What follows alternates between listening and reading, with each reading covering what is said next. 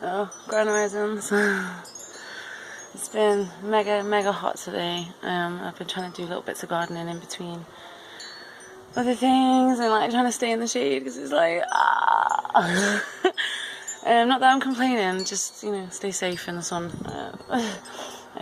But today I've been looking at my nettles. I've had such an amazing time when I have been in the garden. Looking at this is not my nettles, my nettle seeds. I don't know if you can see them. They're here. But I've got these and a big patch over here. I'll just show you. I have a big patch that I've left as much as I can. Yeah, I've left it as much as I can, and I've got some down there as well. But these ones are actually nearly ready. So I use these nettle seeds for lots of things. There's lots of things that nettle seeds are really good for.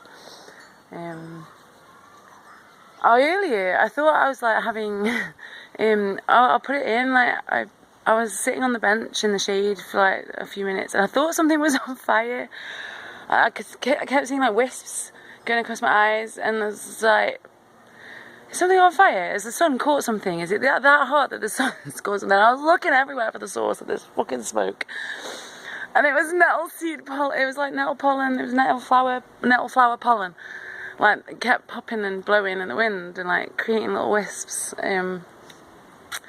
Yeah, I'll put that in. I'll do that now.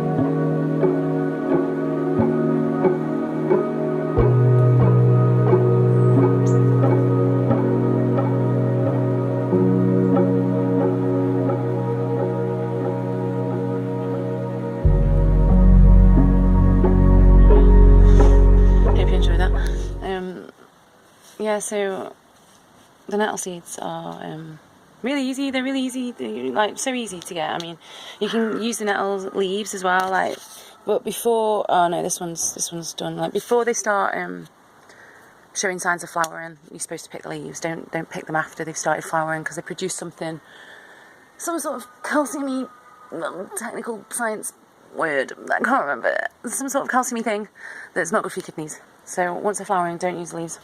Just a safety warning there. Please don't use the leaves before, after they've flowered.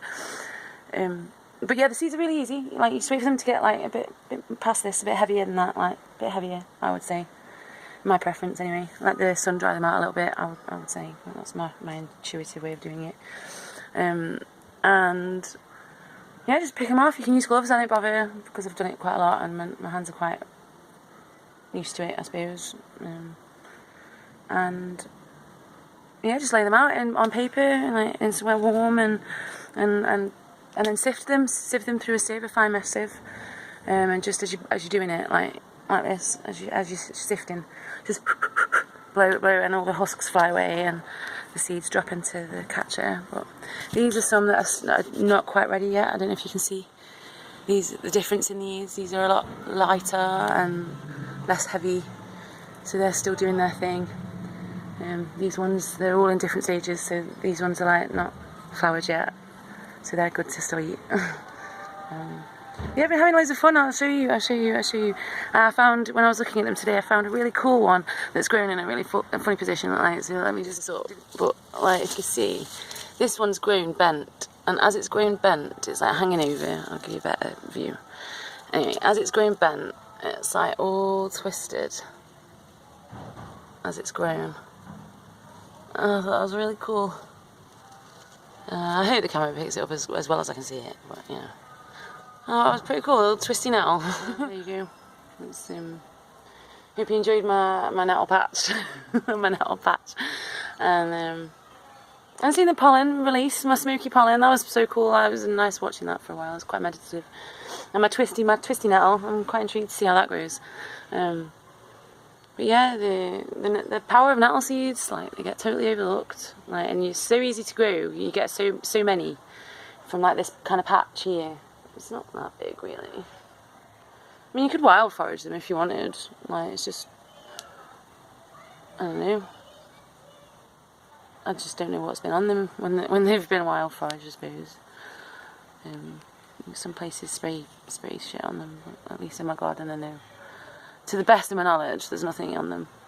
But they're really good for your endocrine system. They're really good for fighting stress, for your body's reaction to stress and tiredness and fatigue and all the kinds of shit that Babylon will throw at you, and fucking life, modern living, work, you know, doing the life admin, the hot weather, kids, everything, the everythings, life, the lifes, all the things that life throws at you when it gives you the stresses. It also gives you the help with it. Like, we were sitting there thinking, oh, I've got no help, I've got no support. Well, we do. The plants, they've all got like ways of helping. We do have help. We do have loads of help. We get given loads of stuff by Gaia to help us through all of this. We just have to see it and appreciate it. But yeah, apparently having a teaspoon in the morning is really good for your serotonin release. It's really good for, you know, giving you a bit of a happy boost. Yeah, and you can put them in anything. You can put them in smoothies, put them on your cereal, put them in your porridge. I prefer them on savoury foods, if I'm honest, rather than sweet things. I prefer them on, like, I suppose you could put them in cakes, but I'd rather have them like raw. I'd rather have them raw. Like, I sprinkle them if I like to make a chili or pasta or a soup. Oh, it's quite nice, just sprinkling them on the top and eating them that way. It's quite nice. You could just put them in a smoothie, and a smoothie's quite tolerable for me. I suppose everybody's got their own tolerance levels and preferences and whatnots, and that's okay. That's just my suggestion. Thank you. Thank you for joining me on my nettle rant today. Well, it's my nettle appreciation day. Like, I've really enjoyed being in the garden today. Despite the heat, I've been running in and out and doing other things in between, like trying to balance it out, in, out, in, out. Shake it all about. Oh, fucking hell. Yeah, the weather's been quite intense for me. I bet, like, you know, this is lovely for some people. I find this quite intolerable. But if you know anything else about the nettles, I think the only, like, sciencey bit was the calcium bit that I can't remember. And, you know, the science behind, what was the word that, adaptogenic, I think they are. They're an adaptogenic, if I remember it rightly. Adaptogenic herb, from what I remember. I just know that they're really good for you. I don't need to know the science behind it. If you are desperate to know the science, then, you know, there are search engines at your disposal, I'm certain. And if you want to tell me anything else I've missed, please do tell me about these amazing things, nettle seeds. Like, you know, I bet if you had to buy them for the health benefits, they'd be dead expensive, and yet you can just grow them dead easily. You don't even got to do anything. You haven't got to tend them. You haven't got to, like, do anything other than harvest and dry. Easy peasy. Stick them in a jar. Make sure they're properly dried. Stick them in a jar. They'll last all year. Easy.